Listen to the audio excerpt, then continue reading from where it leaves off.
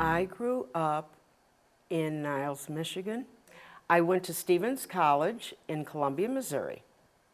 And I ended up choosing a field that I just was very passionate about, and it was Spanish dance. I did flamenco, classical, and regional.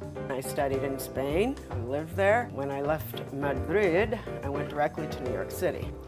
And I performed all over the country. I performed in Europe, and my last company that I was in was with Jose Greco, and he was very famous, and it was quite awesome to perform in his company.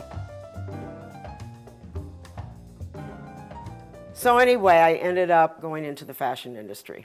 One of the companies I worked for was from Italy, and so I spent a lot of time going back and forth from New York to Italy.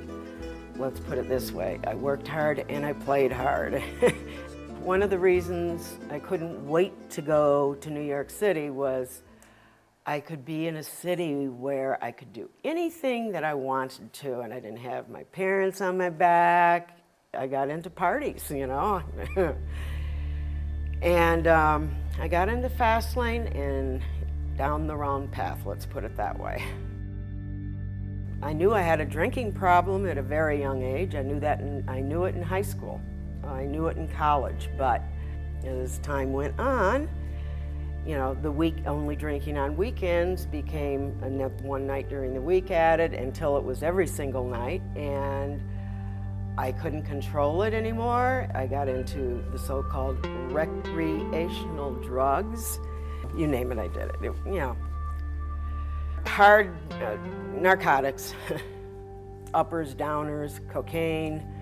I was in the discos just about every weekend. I bottomed out, and that was in 1986. I got sick and tired of being sick and tired. And I hated myself. I mean, I just said, my gosh, you know, how can I be, you know, living this kind of lifestyle?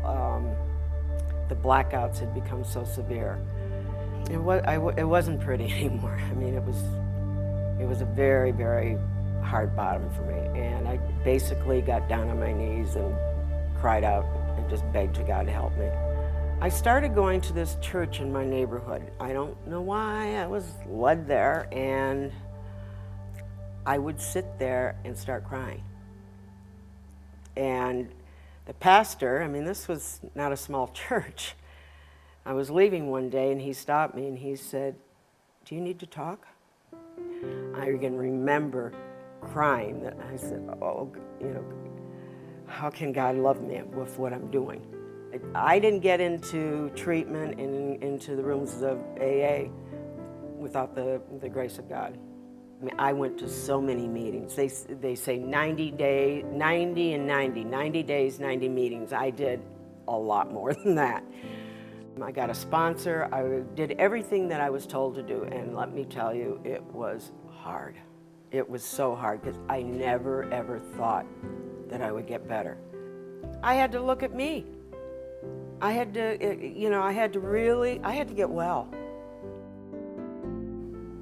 I was really broken. The hardest part for me was forgiving myself. But in time, you begin to, you know, you turn yourself over to God. That's the third step. And it's His will, not mine. And once you've accepted the Lord, and once you know, Lord, take all of me.